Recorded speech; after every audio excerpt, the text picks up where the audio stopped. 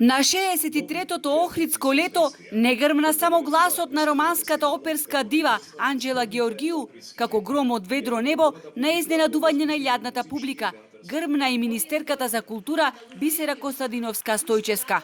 Искористувајќи ја сцената на еден од најдобрите 5 елитни фестивали во Европа, најпрви ни зборуваше за лошите и лажни вести, кои секојдневно се пласирале како ударни наслови, а потоа сред античкиот театар ги подбра и охридските угостители. Летната сезона во Охрид не трае долго и затоа квалитетот, а не квантитетот му прилега на овој древен и скапоцен македонски град. Затоа би сакала да пренесам една порака, рече таа. Поради Охридско лето и годинава на гости ќе ни дојдат многу бројни уметници од целиот свет.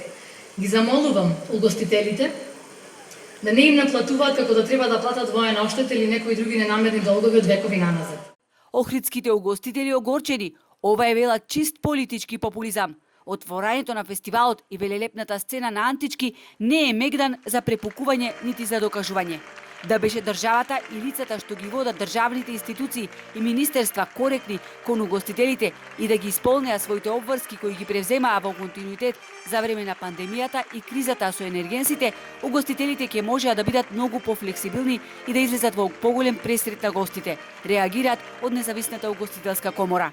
Државата не ги простува дуговите, него ги каматира, а угостителите единствен начин да можат да работат профитабилно и да ги надокнадат трошоците и загубите што се нагомилани во изминатиот период, далеку од тоа дека станува за некој 19 век, станува збор за последните 2-3 години.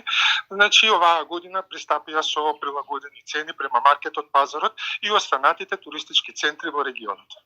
Инаку, за прв пат од постојањето на Охридско лето немаше директен пренос на националниот сервис, а снимателите, кои беа уредно акредитирани и присутни на свеченото отворање, воопшто не смеа да го снимат настапот на познатата собранистка.